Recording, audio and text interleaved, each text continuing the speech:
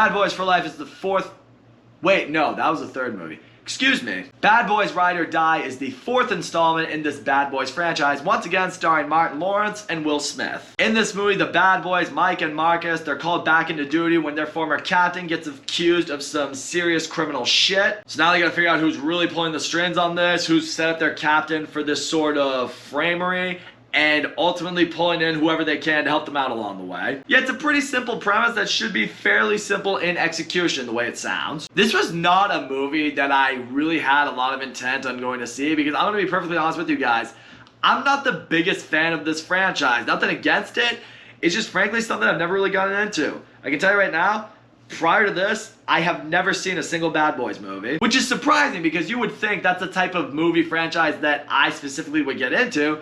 It just kind of flew under my radar. And as a result of that, I never really had any intent on seeing this movie itself, but seeing how it's been killing at the box office and everyone that I trust has been saying it's a fun time at the movies, I figured, alright, what the fuck? Check it out. And that is exactly what Bad Boys Ride or Die is. It's a fun time at the movies. Get into what completely makes this movie. Okay, Martin Lawrence and Will Smith, their chemistry in this movie, really in this franchise, you could say, is unbelievable. They love this franchise, they love these characters, and they're so good together. And that's why I really gotta give both of them credit. This doesn't feel like they're phoning it in. This doesn't feel like a franchise that for them has gotten stale. Doesn't feel like anyone just has them under contract and they just gotta come in here and phone it in and get their checks. They're clearly having fun here. And as a result, they're able to just bring these characters to life so well, and it just feels very authentic. As a result, these characters, Mike, Marcus, and the friendship between them, it makes you root for them. And because the friendship between them is so believable and almost relatable in some senses,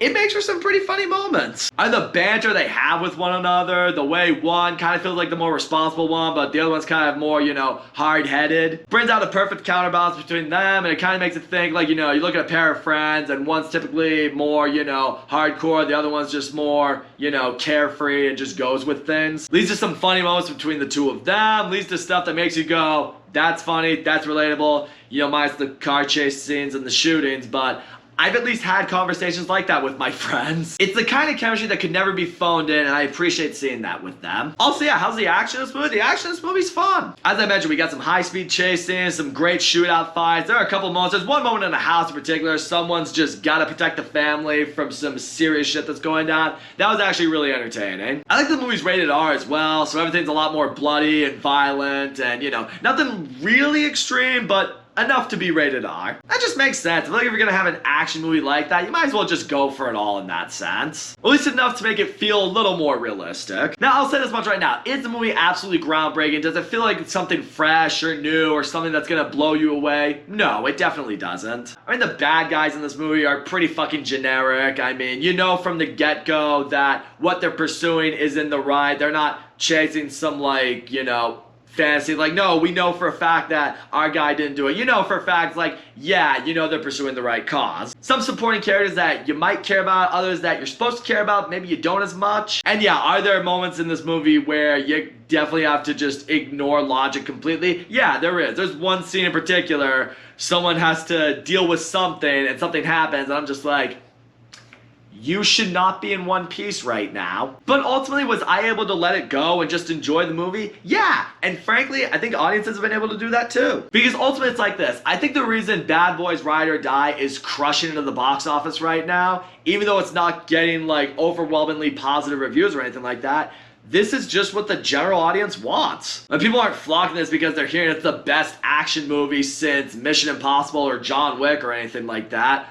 Or, flocking to it to see, oh my gosh, Will Smith got more work after he bitch slapped Chris Rock? Holy shit. No, people are just here because they know the Bad Boys franchise is fun, it's enjoyable, and it's what's worth going for the movies for. Because I think that's the message that's being sent to Hollywood right now. People aren't going to have a message thrown at them. People aren't going for some art house flick that's gonna win a bunch of awards. This is what the people want. It doesn't need the perfect script or the perfect performances or the perfect sort of message to go with it. Get a couple of guys with good chemistry, some fun action scenes, and a story that works, And that's all you need. People are not as demanding as they sound on Twitter. This is enough to get by. So all in all, Bad Boys Ride or Die, it's a very solid time at the movies. The chemistry between the two leads is unmatched. I love the friendship between the two of them. I love how the two characters play off one another. We have supporting characters that you definitely get behind. There are others that you wish you maybe grew to care a little bit more about. The story's very generic, but it works. The bad guys, I mean, are you gonna remember them? No. You gotta throw logic to the wayside a little bit, but you know what? You can because you're entertained. The action's fun, but never a thrill ride. The humor is funny, but never quite hilarious. In the end, it's like this. Bad Boys Ride or Die is just good enough. It's not something you're gonna flock to see at primetime hour necessarily, but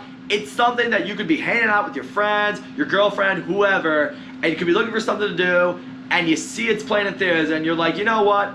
I'm gonna go check that out. At the right time and place, you'll walk out of it feeling like, that was totally worth it. And frankly, I hope this movie continues to do well for itself because it will keep reminding the people that are in charge of making movies that all you need to do is entertain the audience and you'll get what you want, and that's money. So that's all I gotta say, guys. Thank you so much for watching my video, and as always, don't forget to leave a comment, like, subscribe, and I will see you all next time.